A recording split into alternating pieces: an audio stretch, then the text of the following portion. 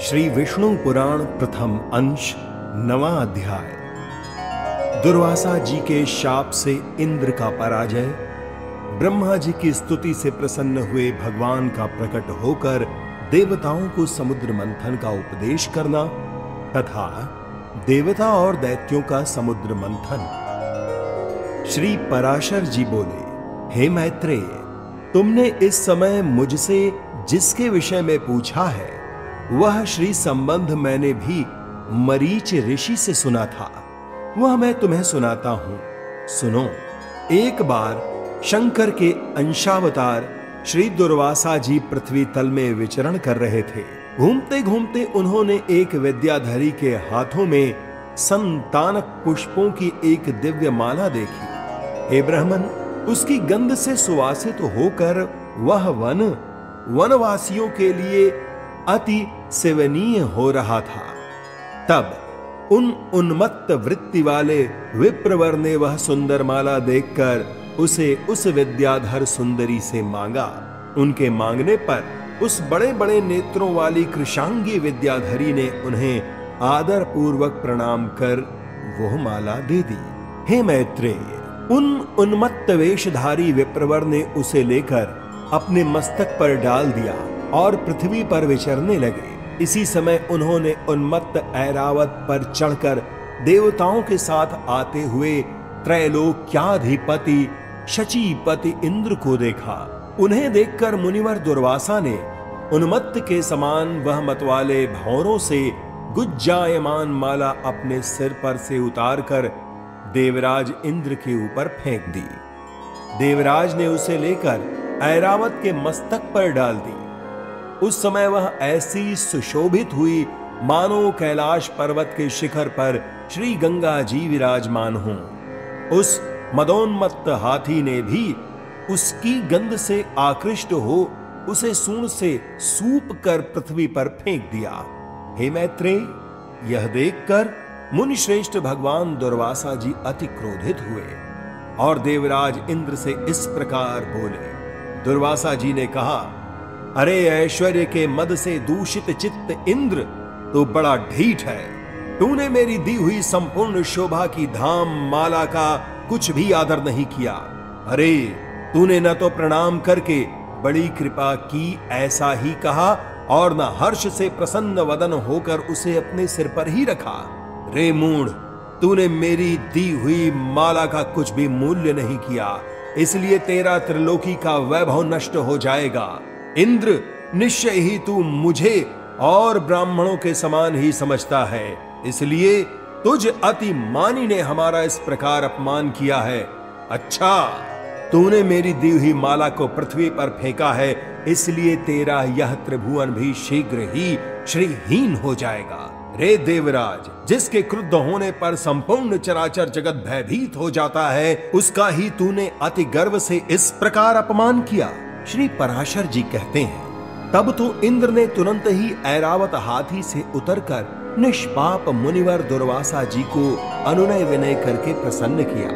तब उनके प्रणामादि करने से प्रसन्न होकर मुनिश्रेष्ठ दुर्वासा जी उनसे इस प्रकार कहने लगे।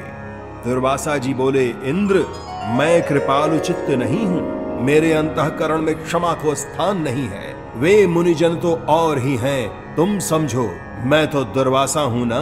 गौतमादि अन्य मुनिजनों ने व्यर्थ ही मुझे इतना मोह लगा लिया है, पर याद रख, मुझ दुर्वासा का सर्वस्व तो क्षमा ना करना ही है। दया मूर्ति वशिष्ठ आदि के बढ़ चढ़कर स्तुति करने से तू इतना गर्वीला हो गया कि आज मेरा भी अपमान करने चला है। अरे आप त्रिलोकी में भृकुटी को देखकर भयभीत न हो जाएं। रे शतक्रतो, तो बारंबार अनुनय विनय करने का ढोंग क्यों करता है? तेरे इस कहने सुनने से क्या होगा? मैं क्षमा नहीं कर सकता।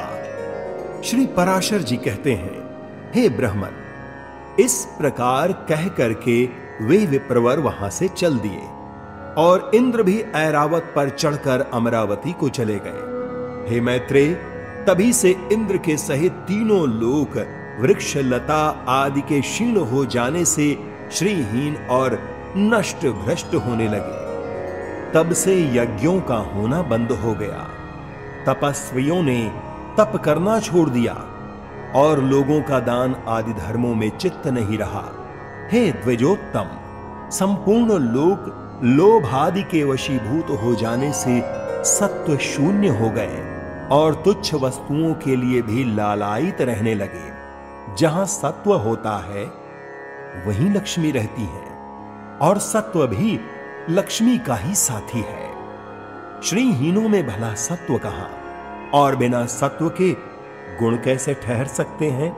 बिना गुणों के पुरुष में बल, शौर्य आदि सभी का अभाव हो जाता है और निर्बल तथा अशक्त पुरुष सभी से अपमानित होता है। अपमानित होने पर प्रतिष्ठित पुरुष की भी बुद्धि बिगड़ जाती है। इस प्रकार त्रिलोकी के श्रीहीन और सत्व रहित हो जाने पर दैत्य और दानवों ने देवताओं पर चढ़ाई कर दी। सत्व और वैभव से शून्य होने पर भी दैत्यों ने लोभवश निःसत्व और श्रीहीन देवताओं से घोर युद्ध ठाना। अंत में दैत्यों द्वारा देवता लोग परास्त हुए। तब इंद्रादि समस्त देवगण अग्निदेव को आगे कर महाभाग पितामह श्री ब्रह्मा जी की शरण में गए।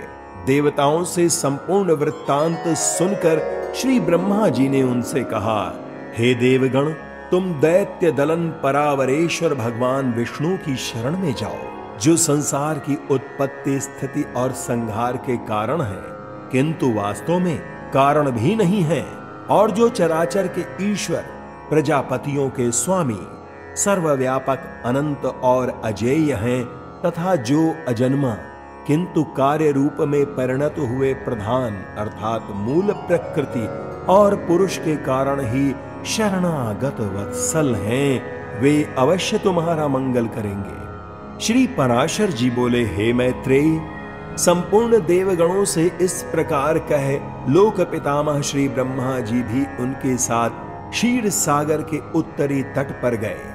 वहां पहुंचकर पितामह ब्रह्मा जी ने समस्त देवताओं के साथ परावरनाथ श्री विष्णु भगवान की अति मंगलमय वाक्यों से स्तुति की।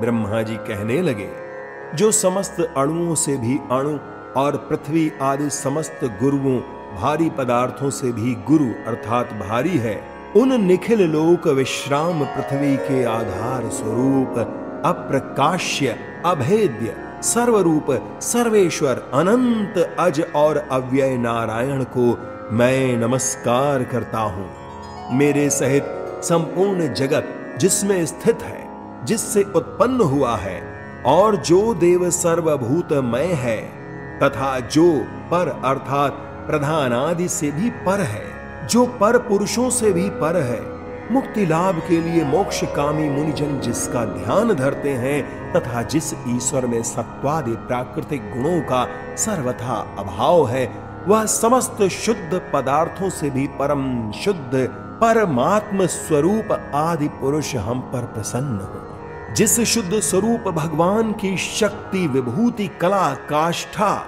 और मुहूर्त आदि कालक्रम का विषय नहीं है, वे भगवान विष्णु हम पर प्रसन्न हों।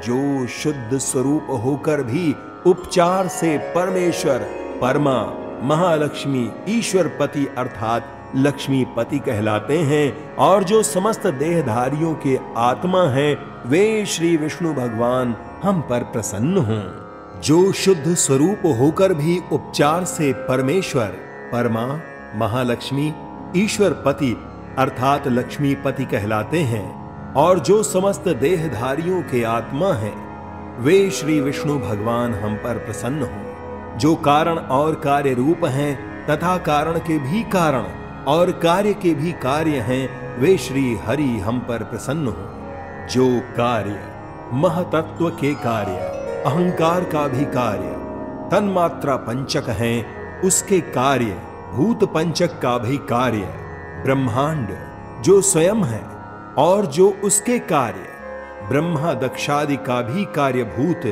प्रजापतियों के पुत्र पौत्रादि हैं, उसे हम प्रणाम करते हैं।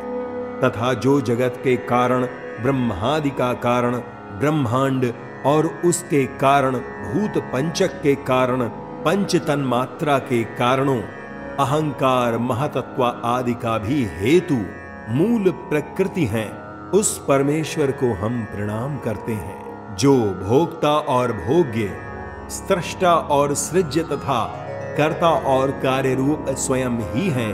उस परम पद को हम प्रणाम करते हैं जो विशुद्ध बोध स्वरूप, नित्य, अजन्मा, अक्षय, अव्यय, अव्यक्त और अविकारी हैं। वही विष्णु का परम पद पर स्वरूप है जो न स्थूल है, न सूक्ष्म और न किसी अन्य विशेषण का विषय है। वही भगवान विष्णु का नित्य निर्मल परम पद है। हम उसको प्रणाम करते हैं जिसके आयुतांश अर्थात 10,000वें अंश के आयुतांश में यह विश्व रचना की शक्ति स्थिति है तथा जो पर ब्रह्म स्वरूप है उस अव्यय को हम प्रणाम करते हैं।